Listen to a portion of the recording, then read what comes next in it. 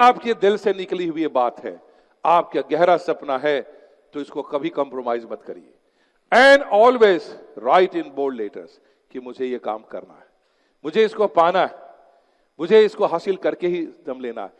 जब आपके दिमाग में ये बैठ जाएगा तो आपकी सबसे इंपॉर्टेंट चीज होगी। मुझे अचानक फिर से एक घटना याद आई। एक बार एक स्टूडेंट, बहुत सीरियस स्टूडेंट था, बड़ा पढ़ाई कर रहा था, 1 महीने पहले एग्जाम से पहले मिलने आया, रो रहा था और बड़ा फ्रस्ट्रेटेड दिख रहा था। बोला सर, मैंने क्या, क्यों आए, क्या हुआ?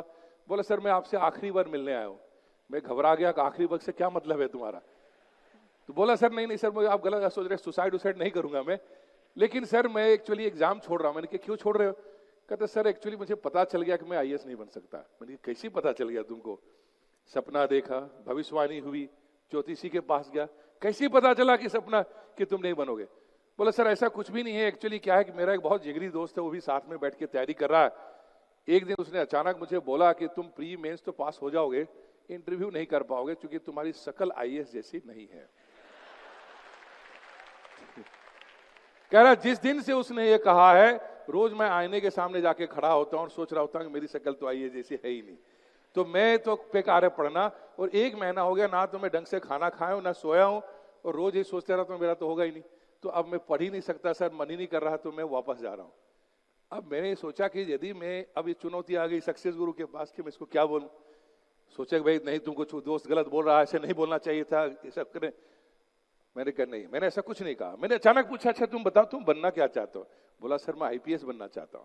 मैंने कहा करेक्ट, तुम्हारा दोस्त बिल्कुल सही कह रहा है, तुम्हारी शक्ल आईएएस जैसी नहीं है, आईपीएस जैसी है। तुम्हारी शक्ल जो आईपीएस जैसी है, तुम्हारी जो शक्ल है वो आईपीएस जैसी है। ये जैसे ही मैंने उसको कहा, एकदम मुस्कुराने लगा, एकदम आंसू से पोंछ करके रेडी। क्या सर सच? बिल्कुल सच। अभी जाके तुम दोस्त को कहना कि तुम बिल्कुल ठीक कह रहे हो, मेरी शक्ल आईएएस जैसी नहीं आईपीएस है, बिल्कुल तुम ठीक कह रहे हो, और मिश्रा सर भी यही कह रहे हैं। बोला सर मैं ऐसा ही करूंगा, मैं जा रहा हूं। और आज के बाद मैंने कहा उसका सुनना मत, कहना जब भी बोलना आई एम एन आईपीएस, वो बोले चिल्ला के बोलना आई एम एन आईपीएस, रोज बोलना। वो गया, उसने बोला मिश्रा सर लगता है हिप्नोटाइज करके भेज दिया, उसने मजाक बना के छोड़ दिया उसको। But he went and wrote, अपने अपने नाम के आगे लिख लिया उसने आईपीएस, और उसके बाद अपनी पढ़ाई शुरू की। आपको जान के हैरानी होगी कि वो लड़का उसी साल आईपीएस बन गया। He became IPS same year. और जो दोस्त उसका मजाक बना रहा था वो आज तक प्रीलिमिनरी क्वालिफाई नहीं कर पाया। इसलिए इसका ध्यान दिलाया कि हो सकता है आपके चाचा, ताऊ, मामा, मामी कोई भी एग्जाम पहले दिए हो आईएएस का, जैसे बोलोगे कह रहे मेरा तो हुआ नहीं, तुम्हारा कहां से होगा? आपको कहेगा कि जरा सपना मत देखो, कुछ जमीन पे आ जाओ, बिल्कुल नहीं। नेक्स्ट थोड़ी सी चर्चा हम करते हैं वाई, क्योंकि ये बड़ा फेवरेट क्वेश्चन है यूपीएससी का, कि जब भी कोई कैंडिडेट जाता है तो उसको पूछता है कि भाई why do you want to become IAS. आमतौर पे कई बार कैंडिडेट लड़खड़ा जाते हैं, सोचते हैं कि क्या बोले ना जवाब दे। कोई कहता है सर ये पिताजी का सपना था। अब यूपीएससी कह सकती है भाई पिताजी ने अपना सपना बदल दिया तो क्या करोगे? भाई अब सपना तो हर माँ बाप का तो सपना होता है कि बेटा बच्ची कुछ करे, लेकिन जब तक वो सपना अपना नहीं बनेगा तब तक जो उस सपने की कोई कीमत नहीं, उसका कोई वैल्यू नहीं। This dream must be your dream, और इसके लिए आपके अपने दिमाग में एक जुनून होना चाहिए, कुछ आंसर चाहिए रोज कि आप सिविल सर्विसेज की संघर्ष, कठिन परिश्रम जिसकी हम चर्चा कर रहे थे, क्यों करने जा रहे हैं। आज आपके बहुत सारे दोस्त जो हैं होली, दिवाली, ईद मना रहे होंगे, आपका मजाक बनाएंगे, अरे तुम कहां किताब लेके बैठे रहते हो, आंख फोड़ते रहते हो।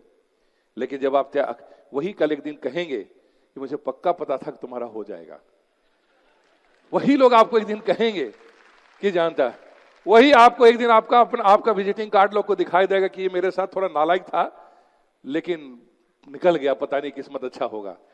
ठीक है, लेकिन आपके ये जुनून जो है, देखना ये है कि आज आप मौज मस्ती में टाइम निकालने वाले हैं या फिर जिंदगी जब खुद भी मस्ती में करने वाले और दुनिया को भी कराने वाले हैं। That is very important. एक करियर का टाइम है, 1 2 साल 3 की मेहनत बनती है। आपको इस पे जुनून होना चाहिए कि मुझे इसको पूरा करना है।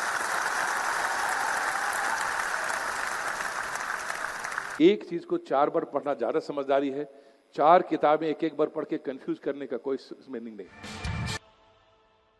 सिलेबस को ध्यान से समझना और उसी गाइडेंस के अंदर पढ़ना, बड़ी भारी भरकम किताबों की नहीं, एक चीज को 4 बार पढ़ना ज्यादा समझदारी है। 4 किताबें एक एक बार पढ़ के कंफ्यूज करने का कोई मीनिंग नहीं। हर सब्जेक्ट के कोऑर्डिनेशन के साथ लास्ट ईयर के क्वेश्चंस, कम से कम 5 से 6 साल के क्वेश्चन, प्री के मेंस के बार बार देखना, उसके आसपास रहना, उसके हिसाब से अपनी गाइडेंस को तैयार करना, ये एक बहुत बड़ी रिक्वायरमेंट है जिससे आप कनेक्ट होते हैं सिलेबस के बारे में। And you have to select some basic books. आजकल इंटरनेट में भी फ्लडेड है मटेरियल। ऐसा नहीं कि कोई चीज फ्री मिल रहा है तो हर चीज को फ्री में लिए जा रहे हैं। अपने आप को जो है तूफान, अपने आप को जो है दिमाग को डस्टबिन नहीं बनाना है। You have to be very careful. क्या छोड़ना है, इस एग्जामिनेशन की बहुत बड़ी समस्या है। क्योंकि पढ़ेंगे लगे सब कुछ इंपॉर्टेंट, सब पढ़ना चाहिए। आपको यह भी सीखना है कि what to leave, what is not relevant. और ये आपको सिलेबस और अपने क्वेश्चन को जो बार बार देखने से आपको बहुत क्लियरिटी आएगी कि व्हाट इज रेलेवेंट और व्हाट इज नॉट रेलेवेंट। तीसरी जो इंपॉर्टेंट चीज है वो है नेक्स्ट, वो है एज लिमिट। एज लिमिट का कोई लिमिट नहीं, 21 से 32 जनरल कैंडिडेट का भी है। 3 इयर्स का रिलैक्सेशन ओबीसी कैंडिडेट को, 2 और जो है SC/ST कैंडिडेट को है। आप रेंज देखेंगे 21 से आप 35-37 ईयर तक का आपके पास टाइम है। लेकिन इसका मतलब ये नहीं है कि रिलैक्सेशन है या टाइम है तो हम लास्ट तक एग्जाम देते रहें। कोशिश करनी है कि पहले पढ़ें और तैयारी करें, नहीं तो ऐसा होगा आप भी एग्जाम देंगे और एक दिन आपका बेटा भी एग्जाम दे रहा होगा। तो ये तो इससे बेटर है कि आप ले टाइमली आप जो है उसको क्लियर करने की कोशिश करिए और कम एज में ही इसको अचीव करने की कोशिश कीजिए। नेक्स्ट, उसके बाद आती है बारी वो अटेम्प्ट भी 6 अटेम्प्ट तो जनरल कैंडिडेट को है, 9 अटेम्प्ट ओबीसी कैंडिडेट को है, no limit of for SC/ST। तो कहां आपको अटेम्प्ट की समस्या है? ये सारे फियर फैक्टर्स हैं जिसको लेकर के इंसान उलझा होता है। These are all are illusions and images. इस चीज को समझाने के लिए फिर भी ब्रूस ली का एक और सीन छोटा सा दिखाता हूं कि जो उसको गुरु कहता है कि there is always illusion in images behind which are enemy hides, कि अपने को छुपाता है। इमेजेस को तोड़ दो, दुश्मन सामने नजर आएगा, you can do it. Similarly अपने हर गोल के पीछे जाल लगी होती है, इमेजेस होते हैं। उस सारे जो मिथ है उसको तोड़ दीजिए, आपके सामने क्लीन नजर आने लगेगा। वो उसका कॉन्फिडेंस और ओवर कॉन्फिडेंस इस लेवल तक था कि मैं ऑटोमेटिकली मैं इस लेवल में हिट करता हूं। वो वही गलती अपने फाइट के दौरान कर रहा था, क्योंकि उसको एज अ फाइटर ही वाज ऑलवेज कॉन्फिडेंट। लेकिन लास्ट में आपने देखा उसको याद आता है, कहता है जब वो मिरर इमेजेस में कंफ्यूजन इल्यूजन में फंस जाता है, गुरु की बात याद आती है। Remember there is images and illusions behind which enemy hides. Break the images and you will break the enemy. इसको अपने लिए लगाइए, अपने एग्जाम पे लगाइए। और वो ये है कि जब भी आप कोई लक्ष्य बनाते हैं, एग्जाम देते हैं, एक बहुत बड़ी बाधा इस बात की होती है कि उस लक्ष्य से संबंधित बहुत सारे भ्रम हम पाल लेते हैं, गलत सलाह से भर जाते हैं, सलाहकारों की कोई कमी नहीं रहती और एक बहुत लंबा समय इसी में गुजर जाता है। तैयारी करने के तैयारी में मैं कई बार स्टूडेंट से पूछता हूं अगला एग्जाम कब देने वाले? बोले सर अभी तो हम जम के तैयारी कर रहे हैं। मैंने कहा जम से तुम्हारा क्या मतलब है? कोई गोंद लगा के चिपकना है? क्या है तुम्हारा इधर? आमतौर पे क्या हो, जैसे आप तैयारी करने की सोचते हैं कोई सीनियर दीदी भैया होंगे, उनसे पूछते हैं कि वो क्या कहते हैं प्रिपरेशन के बारे में। आप उस प्रिपरेशन को लेकर के जाते हैं कि बता दीजिए क्या पढ़ें। आपका सवाल ये नहीं है कि कैसे पढ़ें, आपका सवाल है क्या पढ़ें।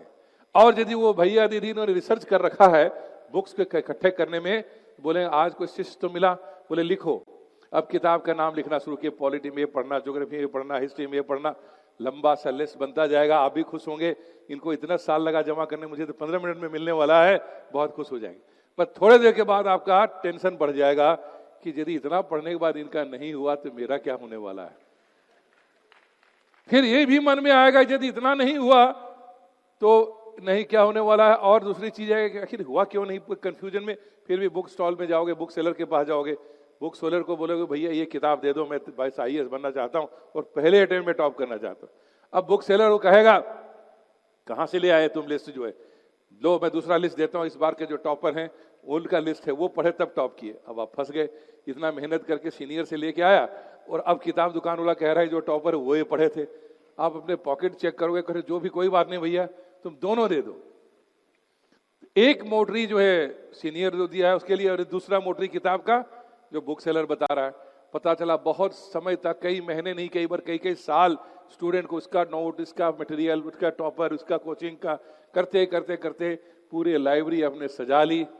इसी को कहते हैं तैयारी करने की तैयारी में कई साल जुड़ गए, मेहनत कर गए, और एक दिन फिर महसूस हुआ कि भाई इतना तो पढ़ा जाएगा नहीं, तो क्या करें, अगरबत्ती निकालिए, भगवान अब तुम ही बचा सकते हो, या किसी ज्योतिषी के पास चले गए, या कुछ अंगूठी पहनना शुरू कर दिया एक्स्ट्रा।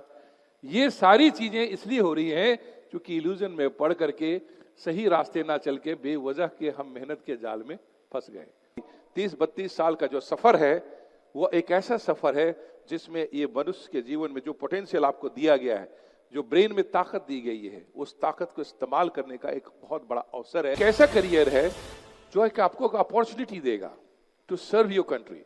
इंडिया